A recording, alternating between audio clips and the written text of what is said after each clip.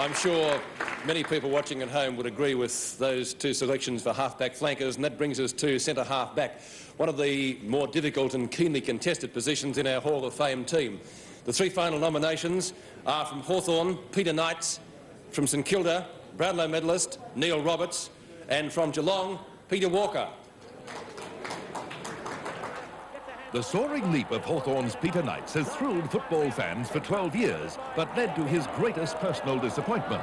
In 1976, Knights was involved in a mid-air collision with Footscray's Gary Dempsey, the equivalent of a Lear jet crashing into a Hercules transport. The result was a broken collarbone, 7 weeks on the sidelines, and the Brownlow medal. Despite his layoff, Knights led the count until the second last vote. From his first game as a schoolboy in 1969, the blonde centre halfback has been one of football's most colourful and dashing players, and one hopes he'll continue to be. From 1952 until his retirement in 1962, Neil Roberts was literally the golden-haired boy down at the Junction Oval. He joined the Saints from Melbourne High School Old Boys after winning the amateur best and fairest, and played a handful of games as a forward in 1952. It was to be at centre half-back, however, where he excelled. He was winner of the Brownlow medal in 1958, polling 24 votes to defeat Hawthorn's Brendan Edwards by 2. Peter Walker had few peers at centre half-back during the mid-60s. Walker joined Geelong from Biak and established himself as one of the classiest defenders in the game. Although relatively short at 6 feet, Walker managed to stand out in a team that boasted talent of the stature of Farmer, Goggin, Marshall and Lord.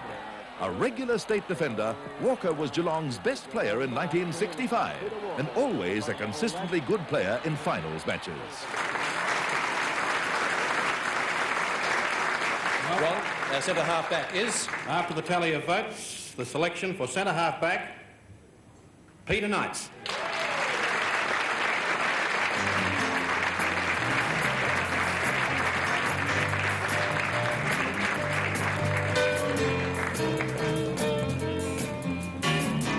Peter, congratulations. I guess the first thing many Hawthorn fans would like to know is fitness of Peter Knights. How are you? Yeah, pretty well, Sandy. Are you going to be all right for the first round? Well, it's up to the selectors now.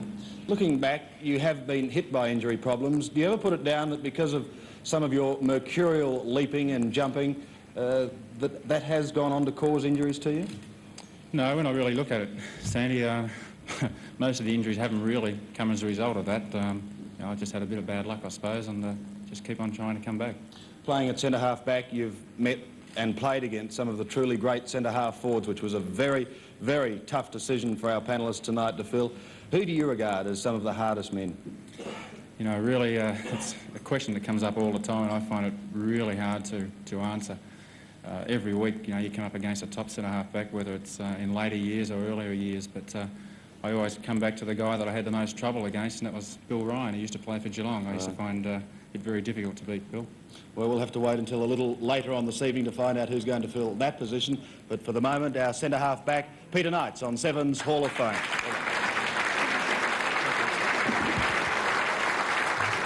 Good on you, Peter. Congratulations. Let's check the board now in Seven's Hall of Fame. We have John Beckwith in the back pocket, Jeff Southby at full-back, the other back pocket to be named later on. And our half-back line is complete. Bruce Dool, Peter Knights and Kevin Murray. And